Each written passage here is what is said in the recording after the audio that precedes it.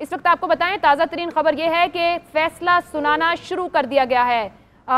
Deputy speaker की ruling पर supreme court की जानिब से बड़ा फैसला सुनाना शुरू कर दिया गया है। ये फैसला 7:30 बजे आना था, करीबन 1 घंटे की ताखीर से ये फैसला सुनाना शुरू कर दिया गया है। इस वक्त फैसला दिया जा रहा है कि आया इतवार के रोज़ डिप्टी स्पीकर की जानिब से रूलिंग जो दी गई है वो दुरुस्त थी या नहीं। मुत्तफ़िक़ा फैसला इस वक्त 5 रुकनी लार्जर बेंच की जानिब से सुनाया जा रहा है। ये आपको बता दें कि मुत्तफ़िक़ा फैसला 5 रुकनी लार्जर बेंच की जानिब से इस वक्त अदालत नंबर 1 में सुनाया जा रहा है। डिप्टी स्पीकर की रूलिंग पर सुप्रीम कोर्ट का बड़ा फैसला 4 दिन से जिस पर 4 दिन वकला को सुना गया अदालत की जानिब से। मुत्तफ़िक़ा फैसला चीफ जस्टिस उमर अता बंदयाल इस वक्त सुना रहे हैं।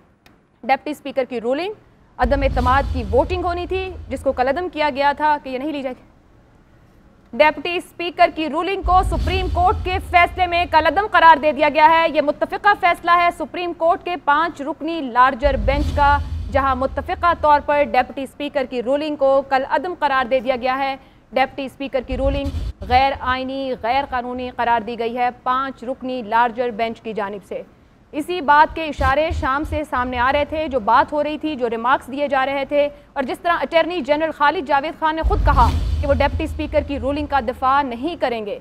डिप्टी स्पीकर कासिम सूरी की रूलिंग कलअदम करार दे दी गई है। आला अदालत के 5 रुकनी लार्जर बेंच ने मुत्तफ़िक़ा फैसला देते हुए इसे कलअदम करार दिया है और अब अदम एतमाद की जो तहरीक थी जिस पर वोटिंग होनी थी वो बहाल हो गई है। एक बार फिर से पार्लियामान के अंदर वोटिंग होगी अलकलअदम एतमाद की तहरीक के ऊपर, यानी कि कौमी असम्बली बहाल कर दी गई है। वो फैसला जो प्राइम मिनिस्टर ने इतवार की दोपहर इस रूलिंग के फ़ौरन बाद लिया, जिसकी एडवाइस प्रेसिडेंट को भेजी गई थी, तमाम मामलात रिवर्स हो गए हैं इस एक फैसले के साथ। तहरीक अदम एतमाद बहाल, कौमी असम्बली बहाल, और एक बार फिर से ये पूरे मामलात इतवार की दोपहर 12:15 जहाँ थे वहाँ पहुँच गए हैं। सुप्रीम कोर्ट के 5 रुकनी लार्जर बेंच की जानिब से फैसला दिया गया है। इसमें यह कहा गया है कि वज़ीर आज़म सदर को एडवाइस नहीं कर सकते थे, जिसका मतलब यह हुआ कि वज़ीर आज़म असेंबली तोड़ने की एडवाइस नहीं भेज सकते थे।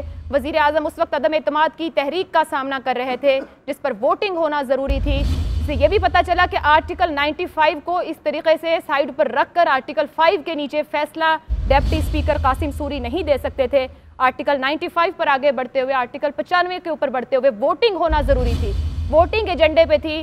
जबकि फवाद चौधरी की जानिब से आर्टिकल 5 को पढ़ के सुनाया गया, उसके बाद डिप्टी स्पीकर कासिम सूरी की जानिब से एक लिखी हुई रूलिंग दी गई जिसमें उन्होंने असद कैसर का नाम भी वैसे ही पढ़ दिया था, और 3-4 मिनट के वक्त से वज़ीर आज़म इमरान खान की जानिब से एक रिकॉर्डेड बयान चलाया गया जिसमें सदर को यह सिफारिश की गई कि असेंबलियाँ तोड़ दी जाए, जिसके बाद कौमी असम्बली तोड़ने का अगले चंद मिनट में फैसला सदर की जानिब से भी आ गया। उसी दिन सो मोटो नोटिस लिया गया था 5 रुकनी लार्जर बेंच की जानिब से। सुप्रीम कोर्ट चीफ जस्टिस की सो मोटो नोटिस के नीचे 5 रुकनी लार्जर बेंच बना, जिसने उस दिन तमाम इदारों से कहा कि अपनी अपनी जगह पर आप ठहरें, इसको सुना जाएगा, देखा जाएगा कि इसमें क्या है। और फिर गुज़िश्ता 4 दिन हमने देखा कि इस बात को सुना गया, दोनों अतराफ के वुकला की जानिब से मामले की बातचीत, लेकिन कहीं भी ये हालात हमें नजर आ रहे थे कि आइन और कानून को लेकर, इस रूलिंग को लेकर सेटिस्फाई नहीं कर सके जो हुकूमत, स्पीकर, डिप्टी स्पीकर, वजीर आज़म और सदर के वकला थे।